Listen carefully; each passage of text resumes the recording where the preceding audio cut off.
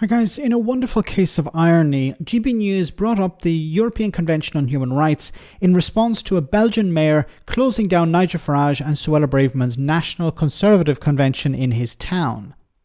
The channel, whose hosts and guests have been ranting and raving about how the UK needs to leave the ECHR to stop immigration, saw no irony in asking why the court didn't intervene to allow the de facto leader of Reform UK to express his hatred of asylum seekers and the European Union.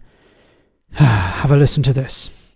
It is the most extraordinary story where a political leader is saying, shut this down, close this off, shut off their water and electricity, the most awful dictatorial powers. Olivia, I've had conversations on this channel before about an organisation that was set up in the wake of the Second World War to stop figures in positions of power wielding state power against their people. In fact, the Brits mainly drew up a list of rights that would prevent the overreach of state power. Winston Churchill, I think, was somewhat behind it. We called it the ECHR. There we go. And yet, the ECHR, far from stopping the overreach of state power in recent weeks, it's compelled a national government to pursue state power with regard to climate change policies.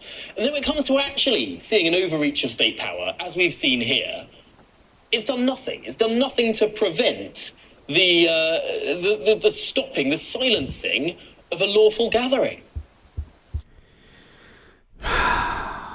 If Nigel Farage, Suella Braverman and the other headbangers believe that their freedom of expression has been encroached upon, they can take their case to the European Court of Human Rights. It's not the job of the court to intervene and protect Nigel Farage or something like that. Nigel Farage has to take a case to the court first. It's not a preventive action that they take. It's about responding to cases, responding to issues being brought to them. Now, is Farage going to take a case? Of course he won't, because he knows that the reason why this was shut down was because of public safety. There were issues of public safety. That was the argument presented by the mayor from Brussels. Now, if Farage wants to disagree with that, he can. But if he wants to challenge it, well then why doesn't he go to the European Court of Human Rights? He won't do that because he knows that he doesn't have a leg to stand on. He may try and waste a lot of time and money, but he will likely lose. Because you're allowed to express yourself, but you're not allowed to express yourself in a way that will endanger public safety. And of course, the mayor probably looked into this and said, look, these elements are gathering in this part of my town. I don't want these people here. The people of my city don't want them here either. But for some reason they're here. People like Nigel Farage and Suella Braverman.